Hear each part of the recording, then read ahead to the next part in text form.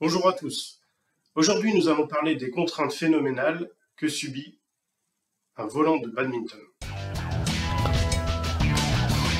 Le badminton est connu pour être le sport le plus rapide au monde, avec des smashs atteignant les 565 km/h.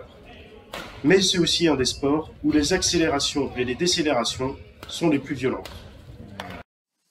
Sur cette vidéo, on peut voir la déformation importante du volant lors de l'impact avec la raquette. Sur les drives, le volant subit une accélération linéaire importante, comme sur ces vidéos, où il arrive vers la gauche dans la raquette et repart vers la droite.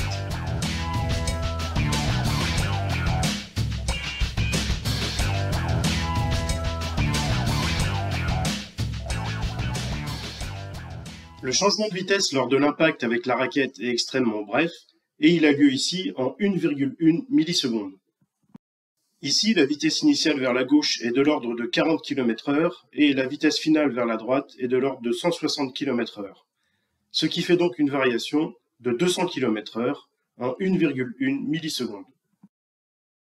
Cette accélération phénoménale correspond à 5000 G. Le poids d'un objet est le produit de sa masse fois l'accélération de la pesanteur G.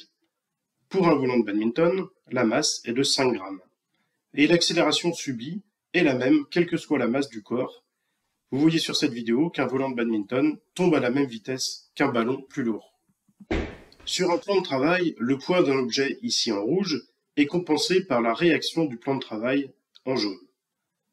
Un objet, comme un ballon de foot dégonflé, peut se déformer sous son propre poids, alors qu'un volant de badminton extrêmement rigide ne se déforme pas.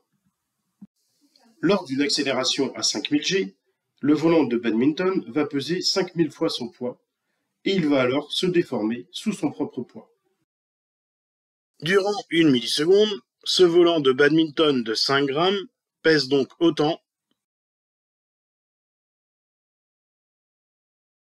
qu'une valise de 25 kg.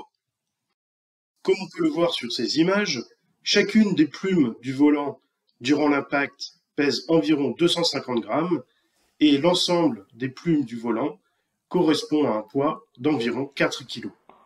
C'est donc l'accélération et le poids transitoire du volant de l'ordre de 25 kg qui est responsable de sa déformation lors de l'impact, et ce poids va aussi déformer le cordage, comme on peut le voir sur cette vidéo.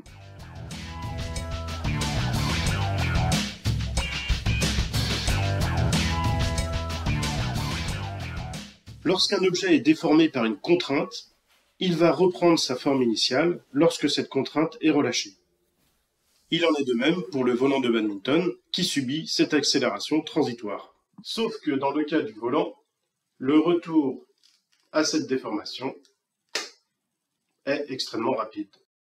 En filmant le volant à 4000 images par seconde, on peut observer ces déformations et cette respiration du volant qui va retrouver sa forme initiale. Cette déformation du volant joue le rôle d'amortisseur et absorbe une partie de l'énergie liée à l'impact.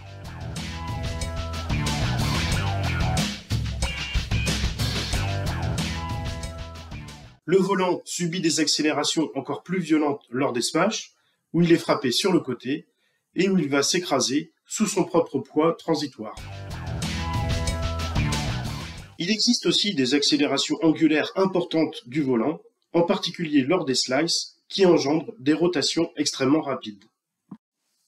Sur cette vidéo, on voit clairement que la jupe du volant s'élargit lors de la mise en rotation par le slice.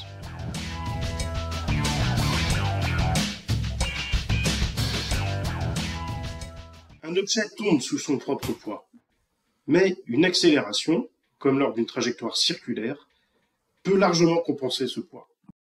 La force centrifuge subie par l'objet dépend de sa masse et de l'accélération centrifuge.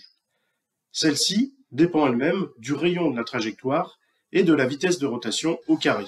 Si vous montez dans un manège en rotation comme ici, vous pouvez subir des accélérations de l'ordre de 5G.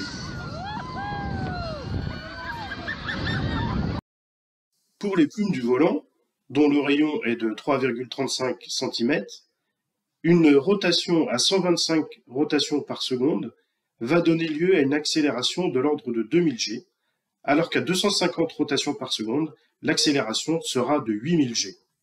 Sur cette vidéo, on voit que la vitesse de rotation déforme le volant, qui passe de 6,7 cm au repos à plus de 8 cm à 250 rotations par seconde. La déformation du volant varie comme le carré de la vitesse de rotation. Elle est importante au-dessus de 150 rotations par seconde et elle est pratiquement imperceptible en dessous de 100 rotations par seconde.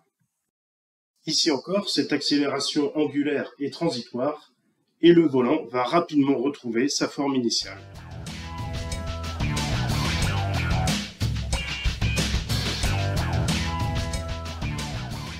Pour les équipementiers, c'est donc un véritable défi que de fournir des volants de badminton capables de supporter de telles accélérations et de telles contraintes.